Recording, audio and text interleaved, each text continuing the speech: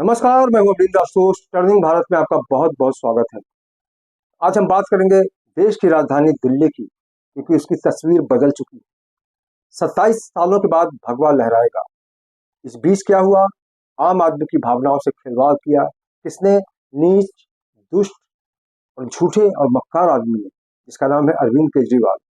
वो बुरी तरह हार गया। और जिस तरह से कचरा था, प्रदूषण था, उस पर झाड़ू किसकी चली? उसी केजरीवाल की झाड़ू, जिसने आम आदमी पार्टी के जरिए देश को एक धोखा दिया था। बड़े बड़े सपने दिखाए थे आम इंसान को। आम आदमी जो समस्या होती है उसको लेकर हम सरकार को बताएंगे कि आम आदमी के साथ मजाक करना कितना गलत होता है। लेकिन आज वो खुद मजाक बन के रह गए। मनीष सिसोदिया हार गए हैं, अरविंद केजरीवाल हार गए हैं। कुल मिलाकर कहा जा सकता है कि जनता का जो भरोसा था उसको तोड़ने का काम किया इस झूठे और मक्कार इंसान जिसका नाम है अरविंद केजरीवाल।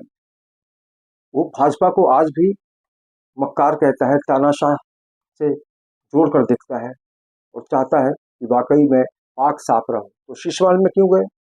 आपने उनको कहा था कि हम कभी भी बंगले में नहीं जाएंगे, सरकारी गाड़ी नहीं लेंगे, सरकारी सुविधा नहीं लेंगे, लाल बत्ती पे नहीं घूमेंगे। लेकिन आज जिस तरह से आपकी तस्वीर सामने आई है, आप बिल्कुल एक्सपोज हो गए हैं अरविंद केजरीवाल जी। झाड़ू ने ही आपकी पूरी तस्वीर को झाड़ के कचरा की तरफ फेंक दिया उठाकर। लेकिन आप अब जनता के सामने नहीं आएंगे तो क्या होगा? आपने भी कहा कि मैं दिल्ली की जनता को धन्यवाद देता हूं और जो भी जनता का फैसला होता है वो सर माथे पर रखूंगा और आम आदमी के सुख दुख में मैं हमेशा खड़ा रहूंगा। लेकिन जब आप सरकार में थे तब जमुना जी की सफाई क्यों नहीं हुई?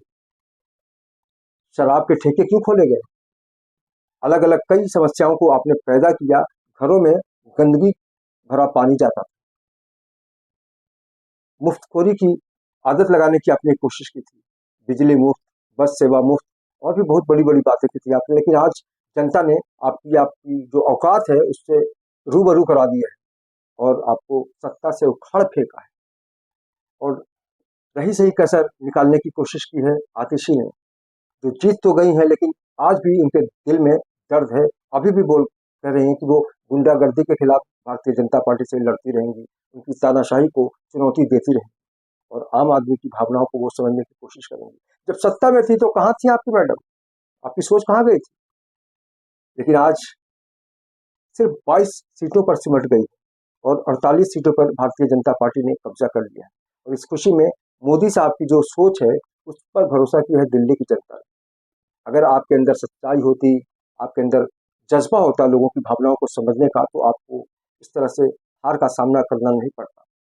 राजनाथ सिंह हैं, अमित शाह हैं, जेपी नड्डा हैं, सीएम योगी हैं, हर किसी ने खुशी जाहिर की है कि दिल्ली की तस्वीर बदल गई है। और जब दिल्ली की तस्वीर खराब होती है तो पूरी दुनिया में उसकी छवि जाती है।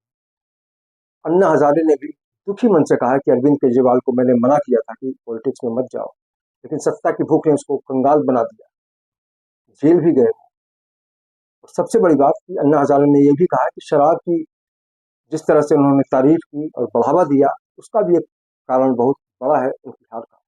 कि जनता को सुरक्षा चाहिए, सुविधाएं चाहिए, ना कि शराब चाहिए और गंदगी चाहिए। ऐसे में कहा जा सकता है कि वाकई देश की जनता ने मन बना लिया है कि इस तरह की कोई भी पार्टी होगी, अगर बड़े बड़े दावों करेगी और उसमें खोखलापन निकलेगा तो वो किसी न किसी समय में उसको फेंक देगी हमेशा के लिए।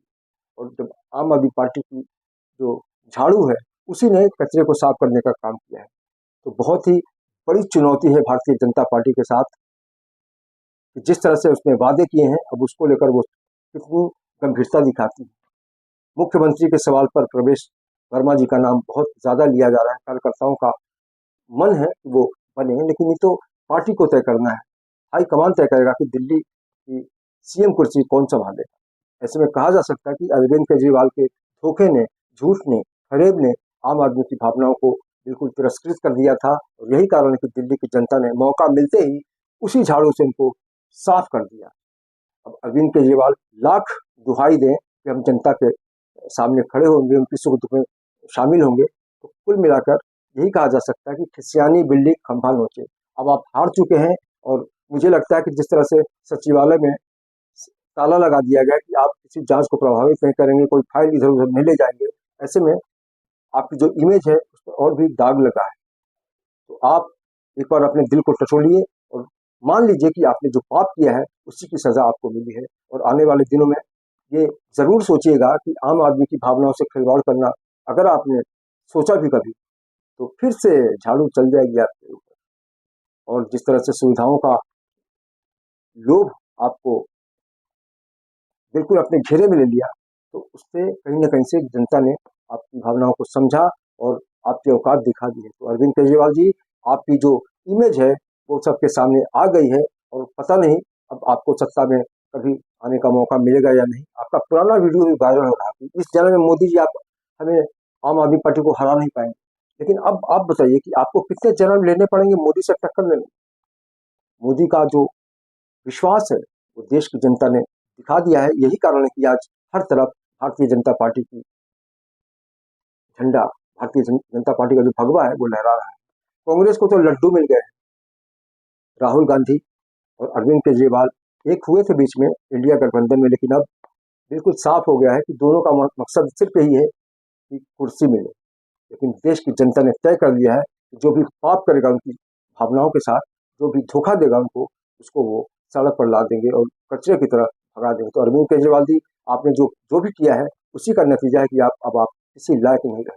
एक बार सोचिएगा जरूर कि आपने पाप क्यों किया, समझे। टर्निंग भारत में लगातार इस तरह के मुद्दे हम उठाते रहते हैं।